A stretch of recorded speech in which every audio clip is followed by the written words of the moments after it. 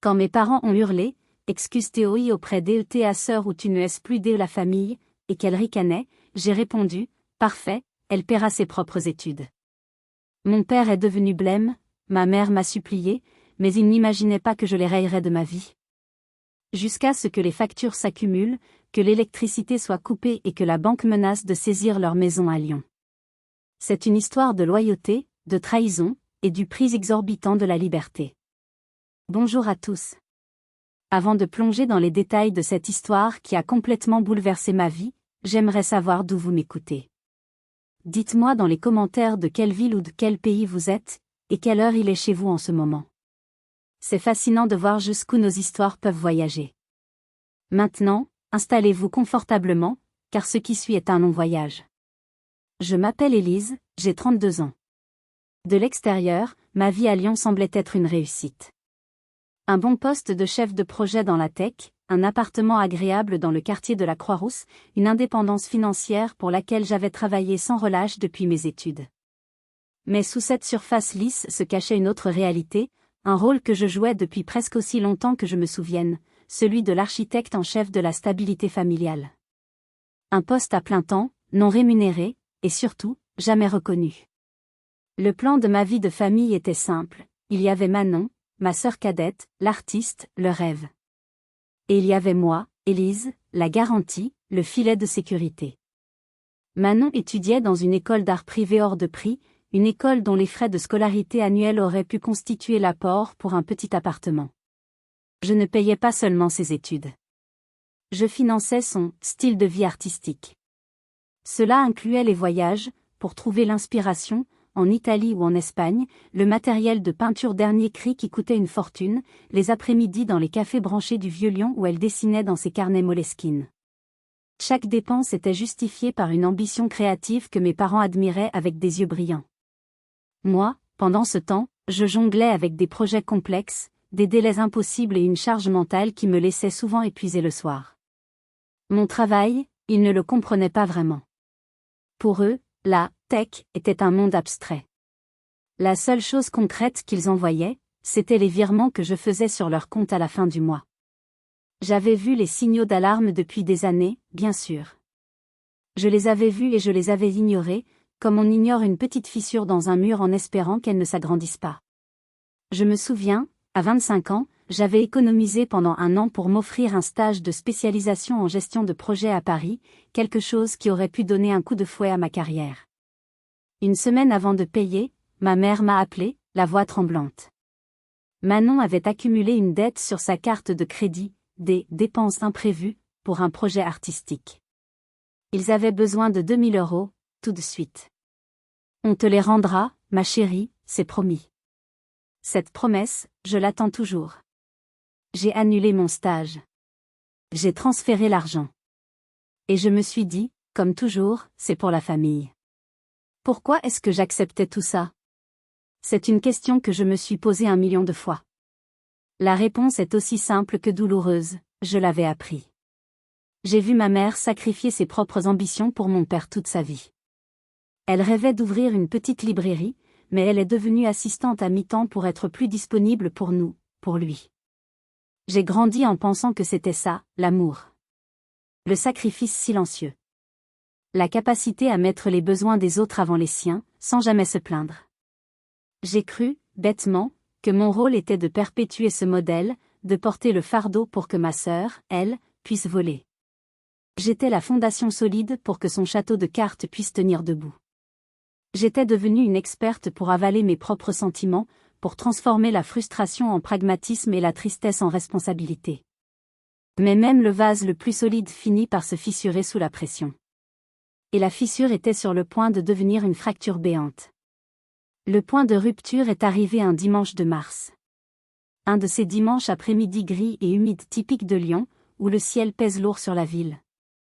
J'étais chez mes parents à Caluire et Cuire pour le traditionnel déjeuner dominical, un rituel que j'avais commencé à redouter. L'ambiance était déjà tendue. Mon père, Didier, lisait son journal en grommelant à propos de la politique, et ma mère, Brigitte, s'agitait dans la cuisine en me lançant des regards qui semblaient dire « Sois gentille, ne commence rien aujourd'hui ». Manon, bien sûr, était le centre de l'attention. Elle venait de rentrer d'un week-end à Annecy, un voyage que j'avais financé sous le prétexte d'un besoin urgent de fournitures artistiques. Elle se plaignait, une fourchette de rôti à mi-chemin de sa bouche, de la pression immense de son projet de fin d'année. Vous ne vous rendez pas compte, c'est épuisant. L'inspiration ne vient pas sur commande. Et le matériel coûte une fortune. C'est là que j'ai commis l'erreur fatale. J'ai dit quelque chose. Pas quelque chose de méchant, pas une attaque. Juste une suggestion, prononcée sur un ton que je voulais neutre. Peut-être qu'un petit job d'étudiant aiderait à gérer la pression et le budget? Beaucoup d'étudiants le font. Un silence glacial est tombé sur la table. Manon a posé sa fourchette avec un bruit sec. Ses yeux se sont remplis de larmes de crocodile. Tu ne comprends rien, Élise. Tu crois que ma vocation est un hobby? Tu penses que je peux juste aller servir des cafés entre deux toiles? Tu essaies toujours de me rabaisser, de ramener mon art à une question d'argent. Avant que je puisse répondre, mon père a explosé. Il a jeté son journal sur la table, le visage rouge de colère. Sa voix a tonné dans la petite salle à manger. Ça suffit, a-t-il hurlé, en me pointant du doigt. Ta sœur travaille dur pour son avenir, pour sa passion. Et toi, tout ce que tu sais faire, c'est la critiquer. Il s'est levé, sa chaise a raclé le sol.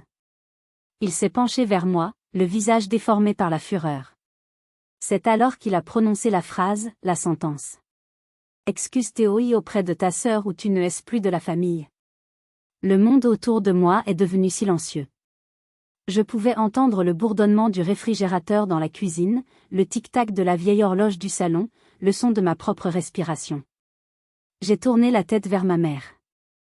Elle regardait son assiette, refusant de croiser mon regard. Elle était d'accord avec lui. J'ai regardé Manon. Elle avait un petit sourire en coin, un rictus de victoire. Elle avait gagné. Encore une fois. Toutes les petites injustices, les milliers de sacrifices, les chèques signés en silence, les vacances annulées, les soirées passées à travailler pour payer ses caprices, tout s'est cristallisé en cet instant précis. Ce n'était pas de la colère que je ressentais. C'était une clarté terrifiante. La clarté de voir enfin la situation pour ce qu'elle était, non pas une famille, mais un système d'exploitation dont j'étais la seule ressource. Alors, j'ai souri. Ce n'était pas un sourire de joie ou d'amusement. C'était le sourire de quelqu'un qui vient de perdre ses chaînes. Le sourire de quelqu'un qui n'a plus rien à perdre. J'ai regardé mon père dans les yeux, puis ma sœur. Ma voix était calme, presque douce, quand j'ai dit « Parfait ». Elle paiera ses propres études. Le choc sur leur visage était presque comique. Mon père a ouvert la bouche, mais aucun son n'en est sorti. Le rictus de Manon s'est effacé, remplacé par une incrédulité totale. Ma mère a finalement levé la tête, les yeux écarquillés par la panique. Il me regardait comme si j'étais une étrangère. Et pour la première fois de ma vie, c'est exactement ce que je voulais être. Une étrangère à leur chaos. Je me suis levée de table, lentement, délibérément. Je n'ai pas crié, je n'ai pas claqué la porte. J'ai pris mon assiette, à peine touchée, et je l'ai portée à l'évier de la cuisine. J'ai rincé mon assiette et mon verre, comme je le faisais chaque dimanche. C'était un geste banal, presque automatique, mais ce jour-là, il était chargé d'une finalité absolue. Chaque mouvement était un adieu silencieux. Adieu à la fille obéissante. Adieu à la vache à lait. Adieu à la Élise qui faisait passer les autres avant elle. J'ai pris mon sac et mes clés sur la petite table de l'entrée. Personne n'avait bougé. Ils étaient encore figés dans la salle à manger, comme une photo de famille ratée. En ouvrant la porte d'entrée, j'ai senti l'air frais de l'extérieur sur mon visage. C'était comme prendre la première bouffée d'air après avoir été sous l'eau trop longtemps. Une bouffée d'air qui brûlait les poumons mais qui vous rappelait que vous étiez en vie. Le trajet en voiture jusqu'à mon appartement a été un flou. Je ne me souviens pas des rues que j'ai prises, ni des feux rouges. Je me souviens juste du sentiment qui grandissait en moi, un mélange effrayant de liberté et de terreur. Quand je suis arrivée chez moi, dans mon sanctuaire, j'ai fermé la porte et je me suis appuyée contre elle, le cœur battant à tout rompre. Le silence de mon appartement m'a enveloppée. C'était un silence différent de celui de la table du dîner. C'était un silence plein de possibilités. Je n'ai pas pleuré. Je n'ai pas appelé une amie. Je suis allée directement à mon bureau, j'ai allumé mon ordinateur portable. Mes mains étaient parfaitement stables. C'était comme si une autre partie de moi, plus pragmatique, plus décisive, avait pris le contrôle. Le premier onglet que j'ai ouvert était le portail de l'école d'art de Manon. J'ai entré mes identifiants. Mon nom était listé comme le « garant financier ». J'ai navigué jusqu'à la section des paiements. Là, en grosses lettres, il y avait l'option « Gérer le prélèvement automatique ». Un clic. Une fenêtre de confirmation est apparue. Êtes-vous sûr de vouloir annuler ce paiement récurrent? J'ai cliqué sur « Confirmer » sans une once d'hésitation. C'était fait. Le premier lien était coupé. Le deuxième onglet était mon compte EDF. J'ai trouvé le contrat associé à l'adresse de mes parents. Depuis 3 ans, je le payais discrètement, car ils étaient toujours en retard et je ne supportais pas l'idée qu'ils puissent avoir froid en hiver. J'ai accédé aux informations de facturation. J'ai supprimé les détails de ma carte bancaire. J'ai changé l'adresse e-mail de contact de la mienne à celle de mon père. Un autre lien, coupé. J'ai fait de même pour l'assurance de leur voiture, un autre prélèvement que j'avais pris en charge après un « oubli » de leur part qui avait failli leur coûter leur permis. Puis, l'abonnement Internet. Un par un, j'ai démantelé le système de soutien invisible que j'avais construit autour d'eux pendant des années. Quand j'ai terminé, j'ai fermé l'ordinateur. Je me suis levée et j'ai regardé par la fenêtre. Les lumières de Lyon scintillaient en contrebas. C'était une ville pleine de gens qui menaient leur propre vie, se battaient leur propre bataille. Et moi, pour la première fois, je faisais partie d'eux. Entièrement. C'est à ce moment-là que la vague m'a frappé. La montée d'adrénaline s'est dissipée, laissant place à une panique glaciale. Pendant 1 seconde, j'ai failli rouvrir l'ordinateur et tout annuler. Une voix dans ma tête, la voix de la « bonne fille » que j'avais été pendant 32 ans, hurlait « Que as-tu fait? Ils ne survivront pas. Tu es égoïste. Tu es une mauvaise fille. » J'ai dû poser mes mains sur la table pour les empêcher de trembler. C'était une véritable désintoxication de mon besoin de les sauver, un symptôme de sevrage brutal. J'ai enfilé une veste et je suis sortie. J'ai marché, sans but, jusqu'au quai du Rhône. L'air froid de la nuit m'a fouetté le visage. J'ai regardé l'eau sombre couler, imperturbable. Et j'ai respiré. Profondément. 1 fois. 2 fois. Cette nuit-là, j'ai choisi de me sauver moi-même. Je savais que les jours suivants seraient un test. Je ne savais juste pas à quel point ce test serait brutal. Les 2 premiers jours furent étrangement silencieux.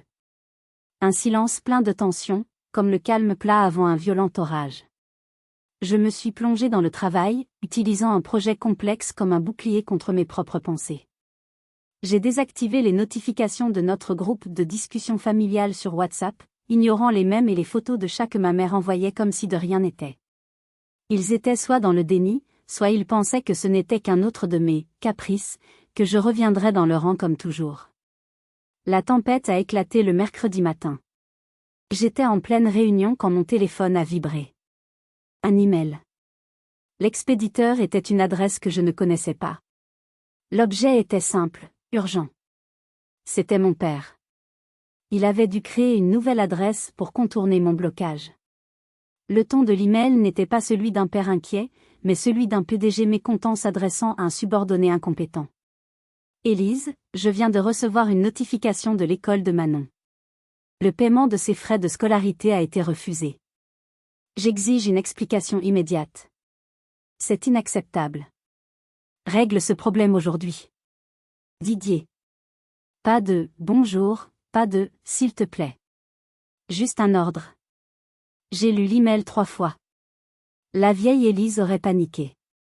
Elle se serait excusée, aurait appelé la banque, aurait trouvé une solution. La nouvelle Élise a ressenti une vague de froid. J'ai attendu la fin de ma réunion. Puis, j'ai répondu. Ma réponse était aussi concise que son ordre. Bonjour papa, je t'ai déjà donné la réponse dimanche. Ce n'est plus mon problème. Cordialement, Élise. J'ai appuyé sur « Envoyer » avant de pouvoir changer d'avis. Moins de 10 minutes plus tard, mon téléphone a sonné. Un numéro masqué. J'ai hésité, puis j'ai décroché. C'était Manon. Mais ce n'était pas la Manon furieuse ou arrogante à laquelle je m'attendais. C'était la Manon actrice, celle qui savait jouer la victime à la perfection. « Élise » a-t-elle commencé, la voix brisée par les sanglots. Je ne comprends pas, papa m'a dit. L'école m'a appelé. Ils vont suspendre mon accès aux cours si le paiement n'est pas fait d'ici la fin de la semaine. Pourquoi tu me fais ça? Elle a continué sur sa lancée, parlant du stress, de ses rêves, de la pression. Elle a dit que la famille était censée s'entraider, que j'étais sa grande sœur, que je détruisais son avenir par pure méchanceté. J'ai écouté, en silence. Pendant qu'elle parlait, je ne voyais pas une jeune artiste en détresse. Je voyais les photos de son week-end à Annecy sur Instagram. Je voyais le nouveau sac de marque qu'elle s'était offert le mois dernier. Je voyais son rictus victorieux à la table du dîner. Quand elle a finalement fait une pause pour respirer, j'ai parlé. Ma voix était dénuée de toute émotion. Tu es une grande fille maintenant, Manon. Tu es créative. Je suis sûre que tu trouveras une solution. Il y a eu un silence choqué à l'autre bout du fil. Puis, sa voix a changé. Le masque de la victime est tombé, révélant la rage en dessous. Tu es un monstre, Élise. Un monstre égoïste. J'espère que tu es heureuse. Elle a raccroché brutalement. Je suis restée assise, le téléphone à la main. Je ne me sentais pas heureuse. Je ne me sentais pas triste. Je ne ressentais rien. Juste un vide immense. La première vague de la tempête était passée. Mais je savais que le pire était à venir. La semaine suivante, la situation a empiré. Un soir, en rentrant du travail, j'ai trouvé ma mère qui m'attendait devant la porte de mon immeuble. Elle avait l'air fatiguée, ses traits tirés. Elle tenait un plat en pyrex dans ses mains, enveloppé dans un torchon. Un gratin dauphinois. Mon plat préféré quand j'étais enfant. L'arme ultime de la culpabilité. Élise, ma chérie, a-t-elle commencé, la voix douce. Je m'inquiétais. Tu ne réponds plus. J'ai fait ton gratin préféré. Je suis restée sur le pas de la porte, bloquant le passage. Je ne l'ai pas invitée à entrer. Pourquoi es-tu là, maman? Son sourire s'est figé. Eh bien, pour te voir. Et, il y a eu un problème avec la facture d'électricité. Ils ont coupé le courant ce matin. Papa est furieux. Je me suis dit que tu avais peut-être oublié de payer, avec tout ton travail. Oublié. Le mot était choisi avec soin. Il me donnait une porte de sortie, une chance de dire « Oh, mon Dieu, je suis tellement désolée, quelle idiote, je m'en occupe tout de suite. » C'était un test. J'ai regardé le gratin, puis j'ai regardé ma mère dans les yeux. Non, maman. Ce n'était pas un oubli. C'était une décision. J'ai vu quelque chose dans ses yeux que je n'avais jamais vu avant, pas de la colère, mais de la peur. La peur pure et simple de réaliser que le filet de sécurité avait disparu, qu'elle était en chute libre. Elle a essayé un autre angle. Ta sœur est inconsolable. Elle ne mange plus, elle ne dort plus. Tu es en train de la détruire, Élise. C'est ta sœur. Avant de continuer, je veux juste dire que refuser de l'aide à sa propre mère est l'une des choses les plus difficiles que j'ai jamais faites. Le conditionnement de toute une vie, le désir d'être une bonne fille, tout en vous crie de céder, de réparer les choses, de ramener la paix. Si vous avez déjà dû fixer des limites avec vos proches, si vous avez déjà dû dire non, quand tout votre être voulait dire oui, pour éviter le conflit, vous savez exactement de quoi je parle. Dites-moi dans les commentaires comment vous avez trouvé la force de le faire. J'ai pris une profonde inspiration. Mon rôle n'est pas de la sauver d'elle-même, ni de vous sauver de vous-même. Mon rôle est de prendre soin de moi. C'est quelque chose que j'aurais dû commencer à faire il y a très longtemps. Je n'ai pas pris le gratin. Je lui ai dit au revoir et j'ai fermé la porte. J'ai entendu ses pas s'éloigner lentement dans le couloir. Et je me suis effondrée en larmes. Pas des larmes de regret, mais des larmes de pure tension nerveuse. C'était le premier combat que je gagnais. Et ça m'avait coûté énormément. L'escadron de la culpabilité ne s'est pas arrêté là. Quelques jours plus tard, c'était ma tante Monique, la sœur de ma mère, qui a appelé. Son ton était mielleux. Des nouvelles de la famille, des compliments sur mon travail, puis, l'attaque. Ta mère est très malheureuse, tu sais. Ton père est tellement stressé à cause des factures. La famille, c'est ce qu'il y a de plus important, Élise. On doit se serrer les coudes. Cette fois, j'étais préparée. Tante Monique, ai-je dit, d'une voix calme et mesurée. Savais-tu que je payais 20 000 € par an pour l'école de Manon? Savais-tu que je couvrais leurs factures d'électricité et d'assurance depuis 5 ans? Savais-tu que j'ai annulé mes seules vacances en 3 ans pour payer les dettes de Manon? Un long silence a suivi à l'autre bout du fil. Je pouvais presque l'entendre faire le calcul dans sa tête. Finalement, elle a balbutié. Oh. Je ne savais pas que c'était à ce point-là. Non, ai-je répondu. Personne ne le savait. Parce que ce n'était pas votre problème. Maintenant, ça ne l'est plus pour moi non plus. La conversation s'est terminée rapidement après ça. J'avais repoussé la première vague. Mais ils n'avaient pas dit leur dernier mot. Et Manon, ma petite sœur chérie, préparait une attaque bien plus personnelle. Pendant que leur monde s'effondrait, le mien commençait étrangement à s'épanouir.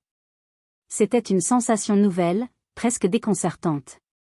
Pendant des années, chaque euro que je gagnais était mentalement divisé, une partie pour moi, une partie pour, au cas où. Au cas où la voiture tomberait en panne. Au cas où Manon aurait besoin d'un nouveau Mac.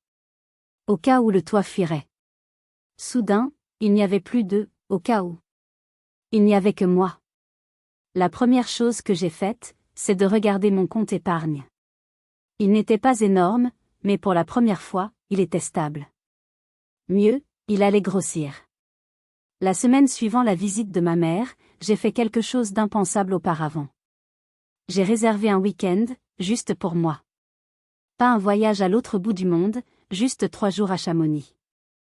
J'ai loué un petit studio avec un balcon donnant sur le Mont Blanc.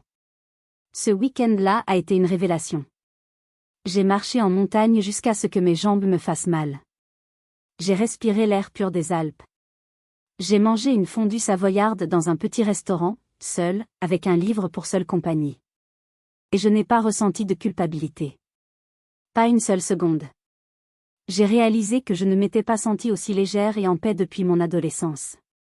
Ce changement s'est répercuté sur mon travail. Libéré de la charge mentale constante de la gestion des finances et des drames familiaux, mon esprit était plus clair, plus affûté. Je me suis lancé à corps perdu dans un projet majeur. Une semaine plus tard, mon patron m'a convoqué dans son bureau. Je m'attendais à une discussion de routine. Au lieu de ça, il m'a offert une promotion. Élise, je ne sais pas ce qui a changé chez vous récemment, mais votre concentration et votre leadership sur le projet X ont été exceptionnels. Nous créons un nouveau poste de directrice de projet. Il est pour vous, si vous le voulez. C'était assorti d'une augmentation de salaire de 30%. En sortant de son bureau, j'ai eu le vertige. Pour la première fois, cet argent était vraiment à moi, pas une ressource à distribuer pour colmater les brèches du navire familial. Avec cette nouvelle confiance et ces nouvelles ressources, j'ai commencé à rêver plus grand. Mon petit appartement à la Croix-Rousse, que j'aimais tant, commençait à me sembler être un vestige de mon ancienne vie, la vie de la Élise qui se faisait petite pour ne déranger personne. J'ai commencé à regarder les annonces immobilières, juste par curiosité au début. Des appartements plus grands, plus lumineux, avec un balcon où je pourrais mettre des plantes. Puis, j'ai fait une autre chose folle. Un samedi, je suis passé devant un refuge de la SPA. J'y suis entré, juste pour voir. Et je suis tombé sur lui. Un bâtard un peu dégingandé, avec une oreille droite et une oreille tombante. Le refuge m'a dit qu'il avait été abandonné 2 fois. Trop énergique, trop demandeur. Je l'ai regardé dans les yeux, et j'ai su. Je l'ai adopté le jour même. Je l'ai appelé Hugo. En rentrant chez moi avec ce chien joyeux et chaotique, je me suis sentie, pour la première fois, vraiment chez moi. Le simple fait d'acheter un canapé sans penser, est-ce que cet argent serait mieux utilisé pour le loyer de Manon, était une révolution. Je construisais ma propre forteresse de paix, pierre par pierre. Mais j'allais bientôt découvrir que ma sœur avait encore une flèche empoisonnée à me décocher, une flèche qui visait mon passé. Le calme a duré près d'un mois.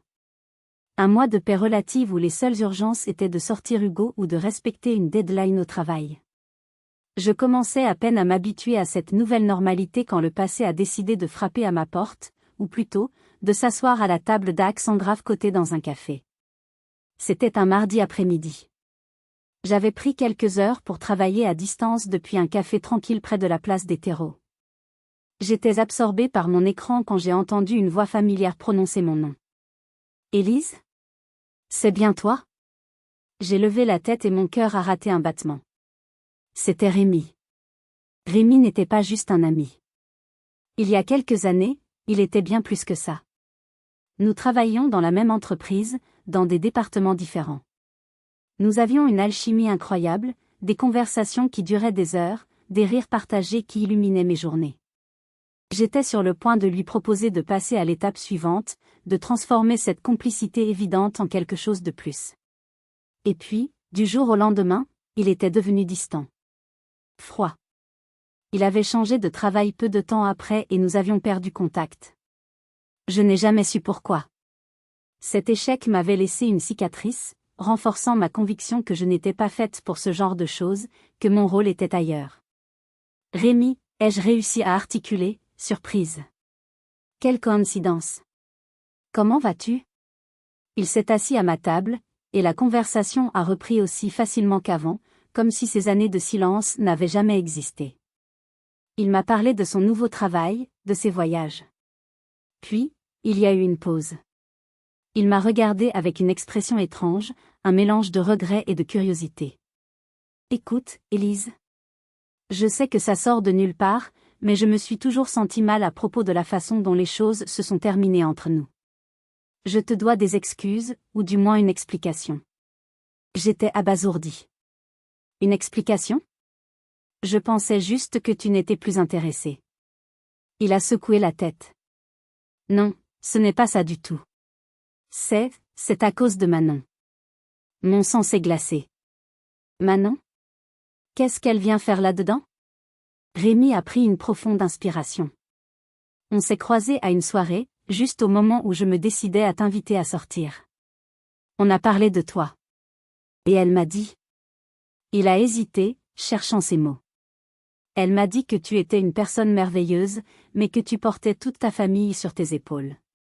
Elle m'a expliqué que tu étais obsédé par ton indépendance financière parce que ton seul but dans la vie était de mettre assez d'argent de côté pour pouvoir un jour t'échapper d'eux, que tu les méprisais secrètement.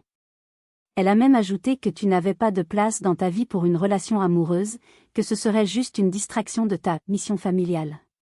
Chaque mot était comme un coup de poignard. Il a continué, elle a joué la comédie à la perfection. Elle avait l'air si triste pour toi, si inquiète. Elle m'a fait croire qu'en sortant avec toi, je ne ferais que te compliquer la vie, que je serais un fardeau de plus. J'ai été un idiot. J'ai cru à son histoire et j'ai pris mes distances, en pensant que c'était pour ton bien. Le puzzle était complet. Chaque pièce empoisonnée était à sa place. Ce n'était pas juste de l'insouciance ou de l'égoïsme. C'était un acte de sabotage délibéré. Ma sœur n'avait pas seulement profité de mon argent. Elle avait activement détruit une chance de bonheur personnel pour moi. Pourquoi ? Pour me garder dans ma cage. Pour s'assurer que sa source de financement resterait dévouée, sans distraction. Une colère froide, pure et tranchante comme du verre, m'a envahi. Ce n'était plus une histoire de famille dysfonctionnelle.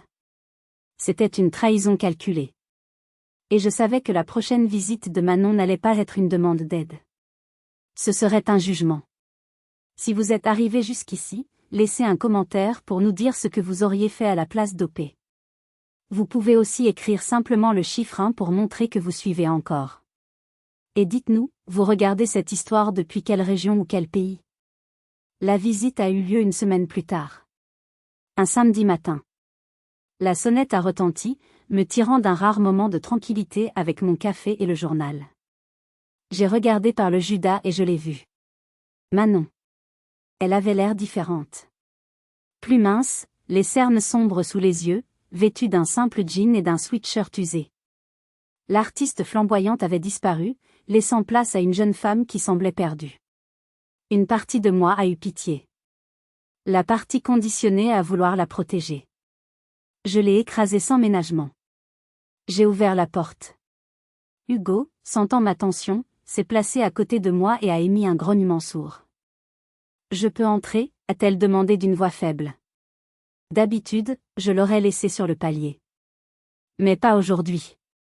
Aujourd'hui, je voulais la regarder dans les yeux. « Entre !»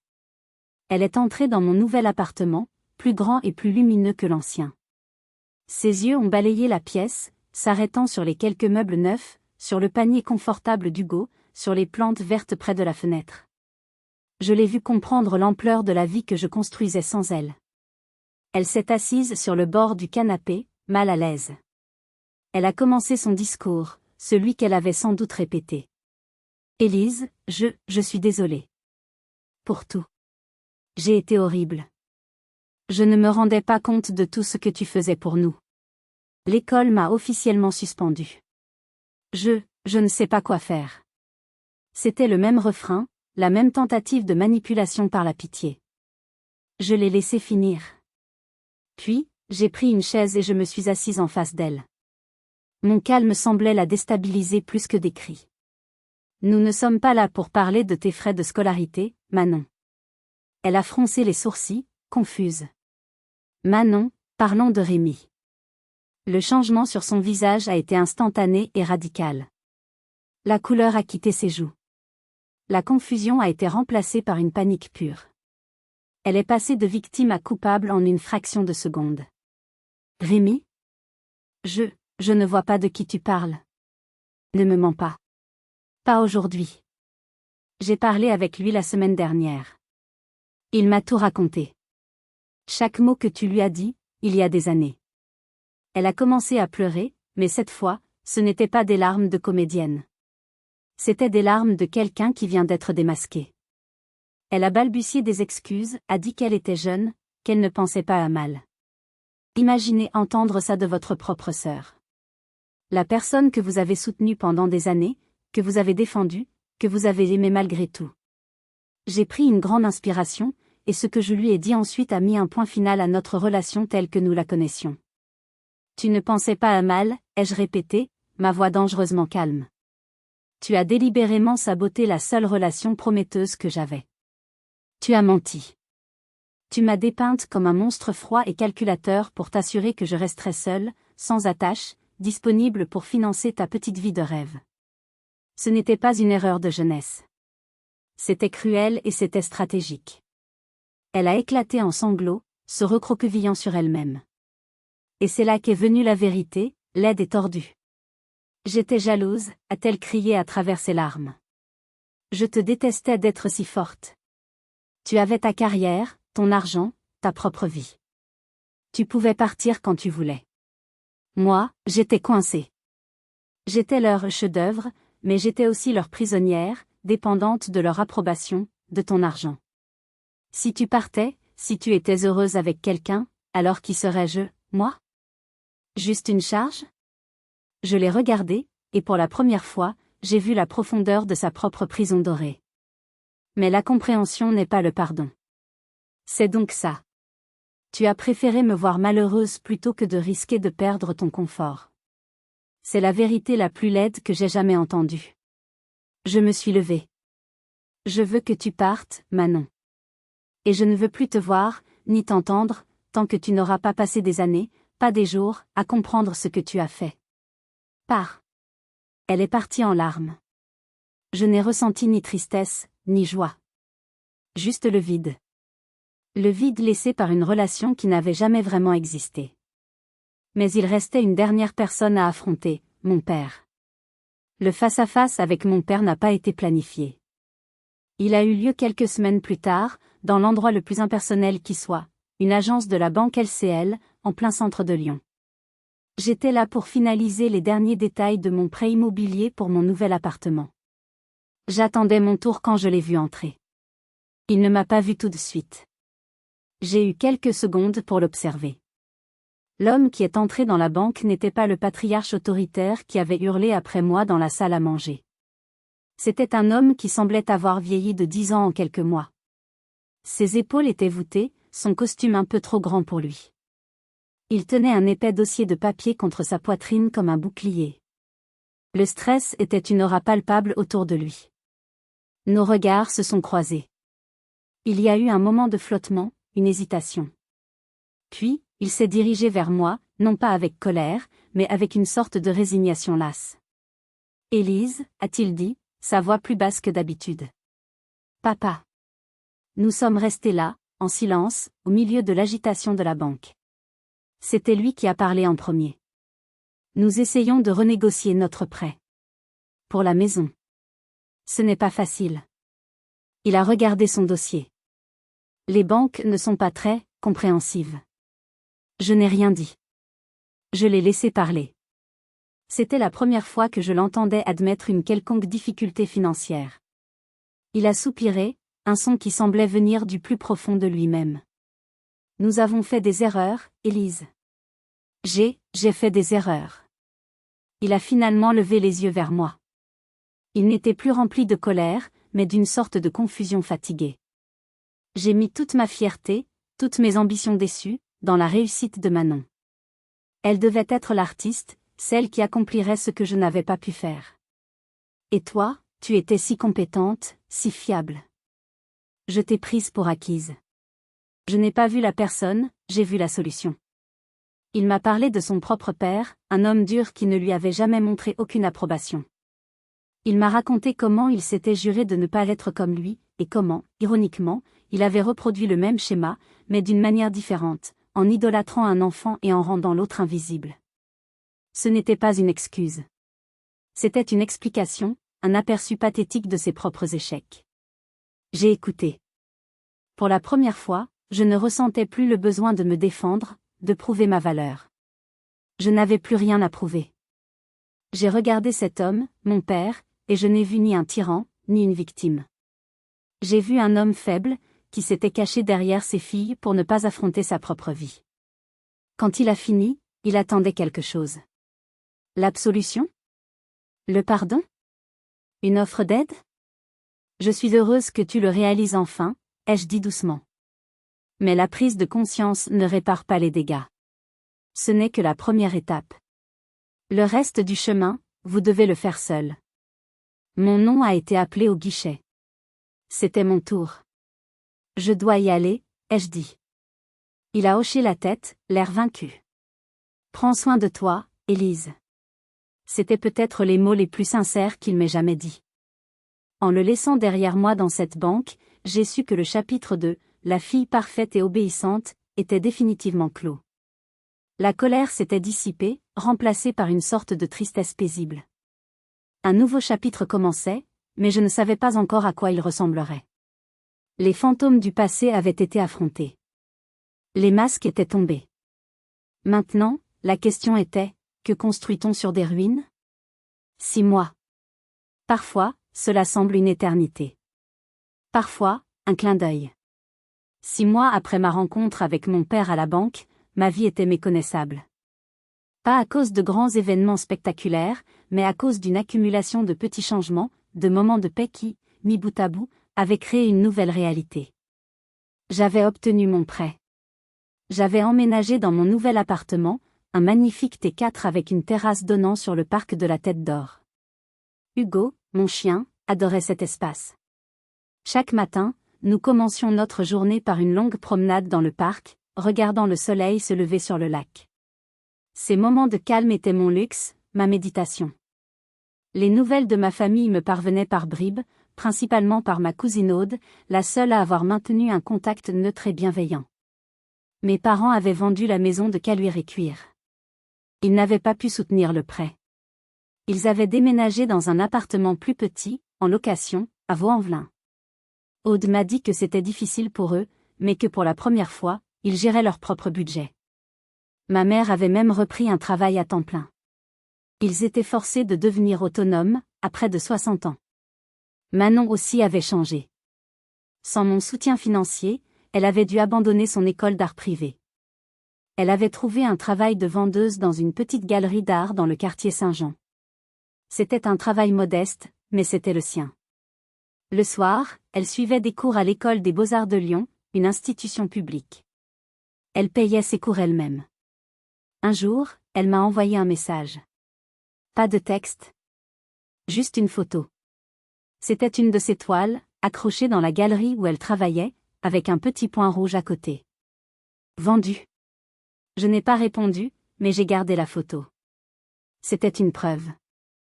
Une preuve que la chute peut parfois être le seul moyen d'apprendre à se relever. Les contacts directs étaient rares et prudents. Ma mère envoyait parfois un SMS.